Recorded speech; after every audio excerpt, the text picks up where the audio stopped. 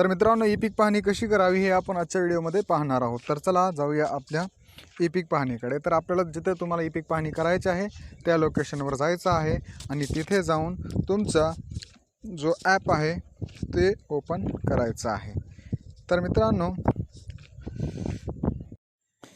E पीक पाहणी app open करायचं आहे। नंतर नेक्स्ट करून आपल्याला विभाग निवडायचा आहे। विभाग निवडल्यानंतर शेतकरी म्हणून लॉग इन करायचे आहे। नंतर आपला मोबाईल नंबर टाकून त्याच्यावर जो OTP येईल तो OTP आपल्याला येथे टाकायचा आहे। मग परत नोंदणी करायची आहे। नोंदणी झाल्यानंतर खातेदार निवडायचा आहे। मग खातेदार निवडत असताना विभाग, जिल्हा, तालुका आणि गाव निवडून नंतर जिथं आपल्याला पहिले नाव, मधले नाव, आडनाव किंवा खाते क्रमांक, गट क्रमांक टाकतात, जे काही माहिती असेल ते टाकायचं आहे। मग गट क्रमांक आपल्याला माहिती होता, गट क्रमांक माहिती असले टाकल्यामुळं मग तिथं जे आपले लिस्ट असेल, आपल्या जे सर्वेमध्ये लोक आहेत त्यांची यादी येते आणि तिथं आपलं नाव आहे त्याला आपण क्लिक करायचं आहे। ते क्लिक केल्यानंतर परत नेक्स्ट करून तिथं त्याला ॲड करायचं आहे, परत नेक्स्ट करायचं आहे।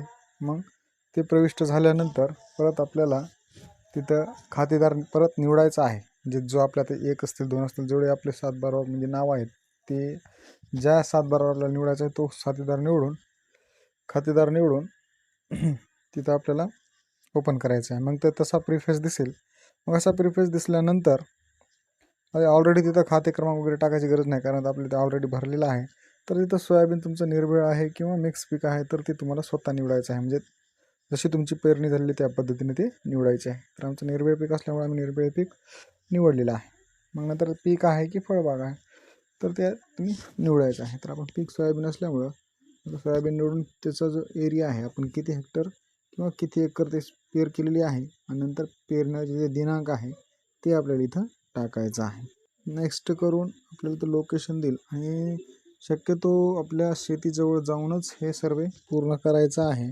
ई पीक पाहणी करायची आहे, पण भविष्यात इतर त्रुटीपासून आपल्याला वाचता येईल। यानंतर आपले छायाचित्र 1 आणि छायाचित्र 2 हे दोन्ही त्याच्यावर अपलोड करायचे आहेत आणि फोटो घेऊन ते त्याच्यावर अपलोड झाल्यानंतर असा प्रिफेस दिसेल। पुढं माहितीची पुष्टी करायची आहे आणि नंतर खाली राईट क्लिक करून म्हणजे वरील प्रमाणे पिकाची माहिती योग्य अचूक असल्याचे घोषित करत आहे ते करून पुढे जायचं आहे।